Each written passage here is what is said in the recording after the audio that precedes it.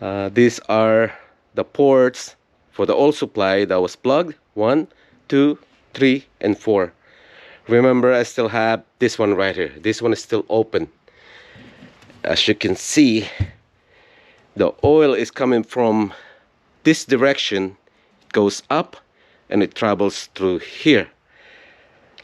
Since these are plugged, 1, 2, 3, and 4, except this one right here. And let me show you the one that I'm talking about. Hello everyone, welcome back to the channel, SagitNet2. It has been a long time ever since I have taken a vacation, and right after I got done rebuilding that K series, everything went to downhill. Module never came back. I'm just too lazy to do something. I don't want to do anything. But before I get into this one, just to let you guys know that K series is put on hold. Financial wise, I need quite a bit of American dollars to keep that going. I'm taking my time on that project. But in the meantime, one of my subscribers reached out and we get to talk, and he happens to live in my area, and I wasn't really interested on tackling one of these. Like I said, I felt myself to be on a sleep mode. Anyway, I took an interest on helping him out. This is a H22a. It has a 1992 casting block, and he just could not decide what to do with it. He's got a cylinder head ready right here. It's all freshened up, and he also thinking about replacing the springs on this one for an aftermarket one. But I wasn't really going to show you this video not until I was disassembling the piston, and I have noticed that of course it is an old block. 92, man. For some of you guys that are thinking about a project like this, and you think that everything will be good, right? Even though the compression is still good, but the oil ring is hardly moving at all. It's look like it could use some cleaning. So yeah, it's hardly moving at all. It's better to at least re-ring this thing, and look at this one. The second ring is not even it's stuck right here. I know some of you guys that pick up one of these and you start applying a boost on this. That's the reason why it never lasts long. It's because of the rings are all stuck. Look at this. Yeah, I was pushing the ring out and it would not even come out right here. Yeah, it can use a little bit of cleaning.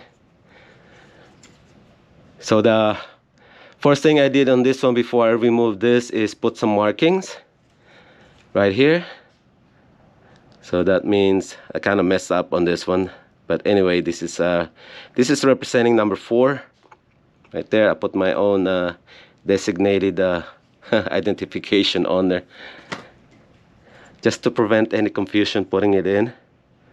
Yeah, this is number 1,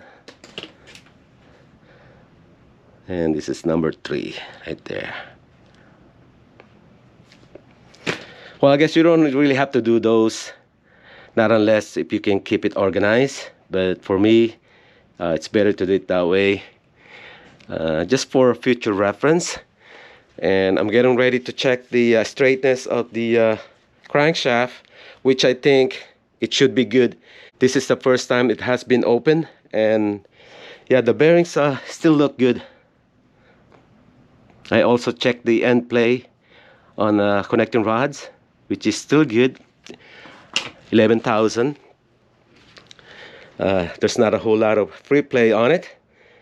I already removed the bearings for number 2, number 3, and number 4. Those are removed. I only kept number 5 and number 1. This is just per maintenance manual instructions. Getting ready to put some pressure on it.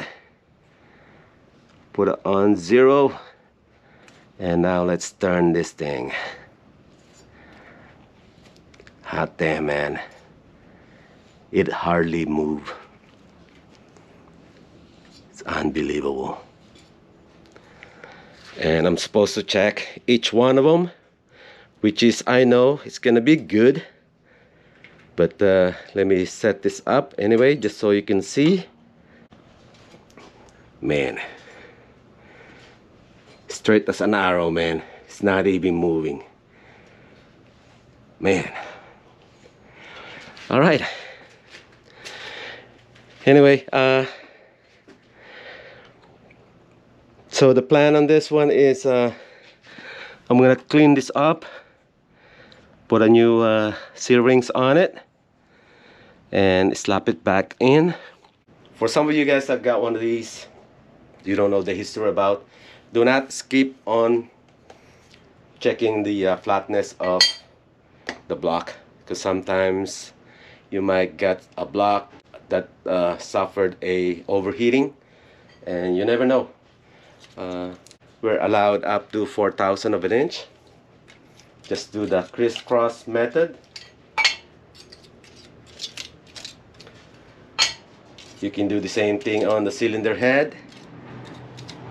Same procedure, crisscross. This is what I use.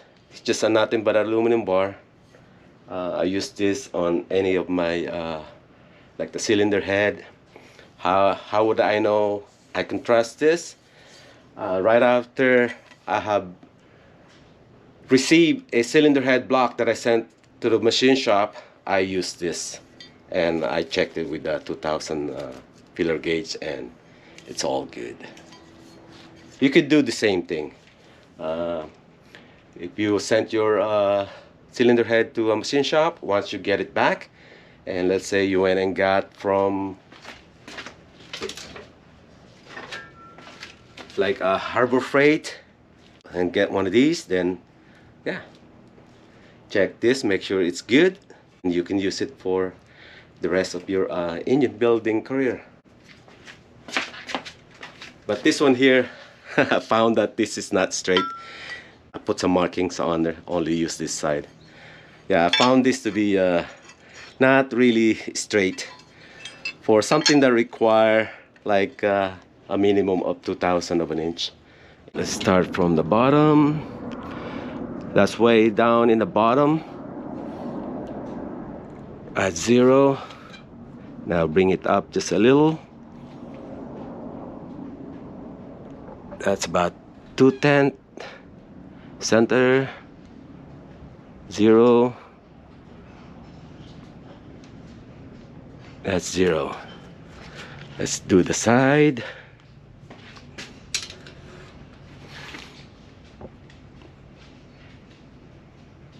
That's 5/10.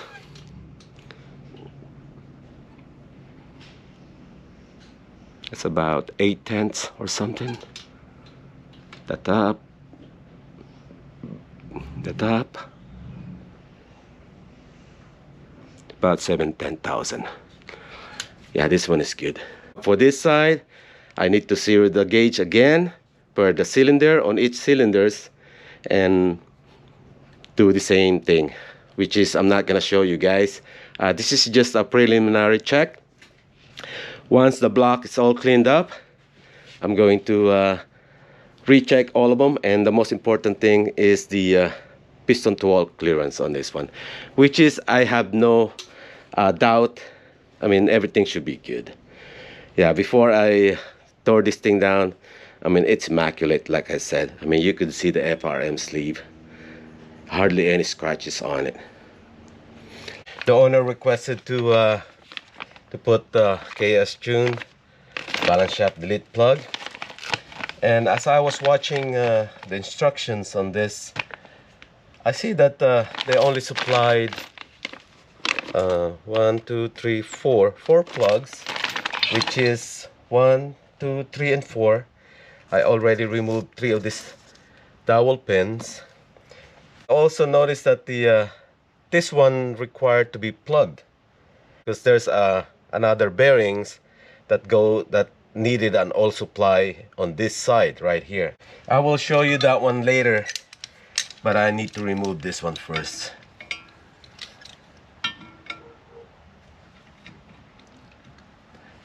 I'll make sure I have gap underneath. I don't want to scratch up that flange. And this one require a multiple tries.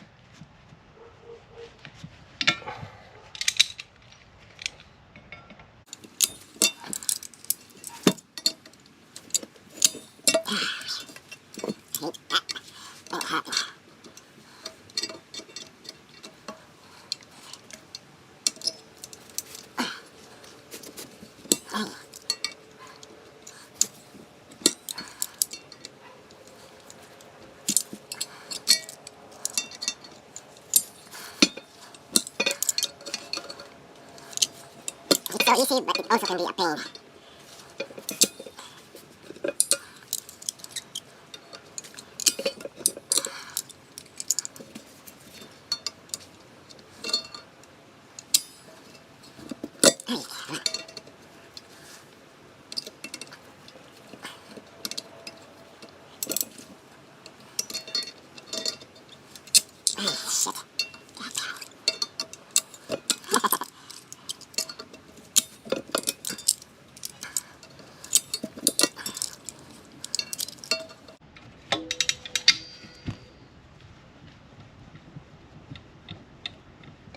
All right, got it.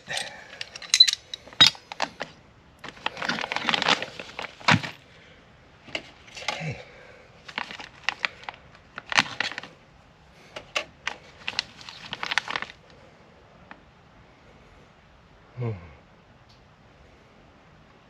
I guess the taper side, this one goes in first, like so.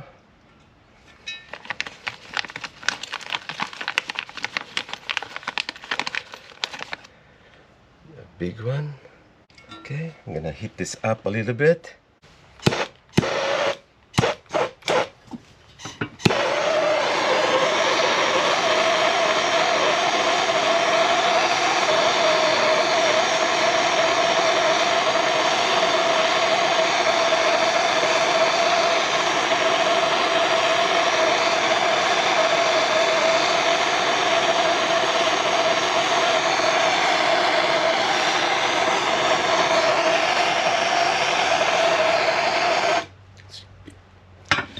Should be good.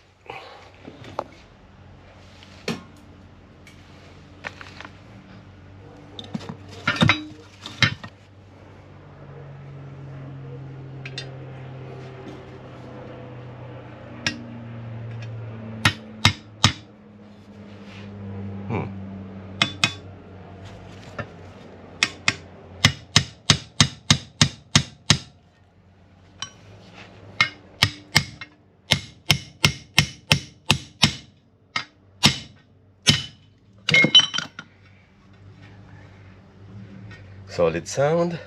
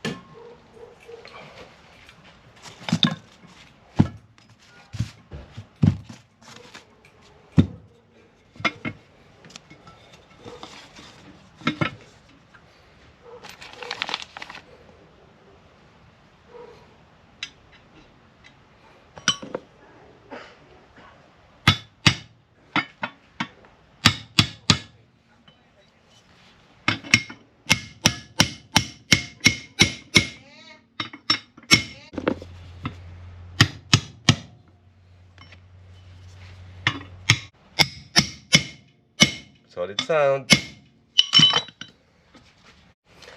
Okay, it's all set.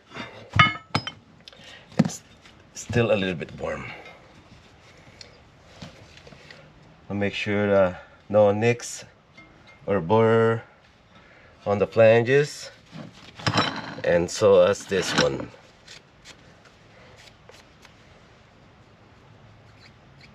If there is, I just need to hit it with a sandpaper and it should be good.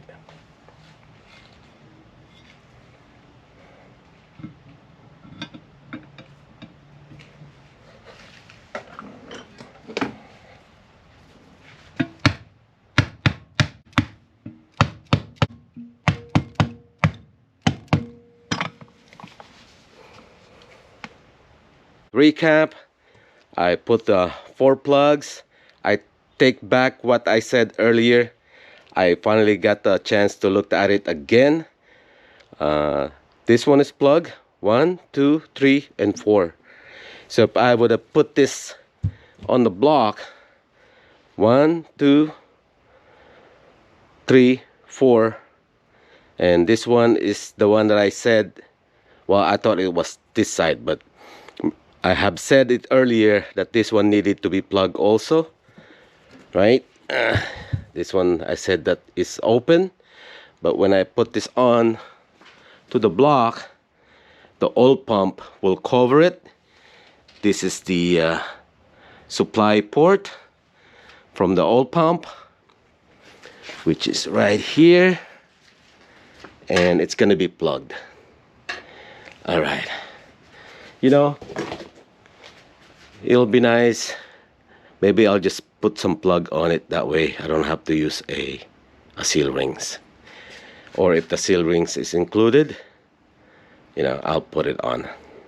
We'll see how it goes. But I finally got it all figured out. Like I said earlier, I take back what I said, so it's good.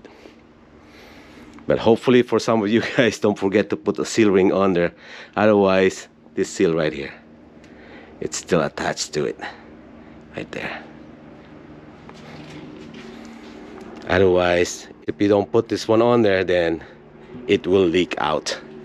So you know what? I think it's best for me to put a plug on there, or maybe right here. I'll create a thread on there and just plug it completely. You know why? It's because of the oil pressure is so high, like 90 psi. If that seal ring is not up to the task, you know, like a little worn out, man, that thing will leak oil right there. It will leak oil like crazy. Yeah. All right. This is where I end this episode, and thank you all for watching.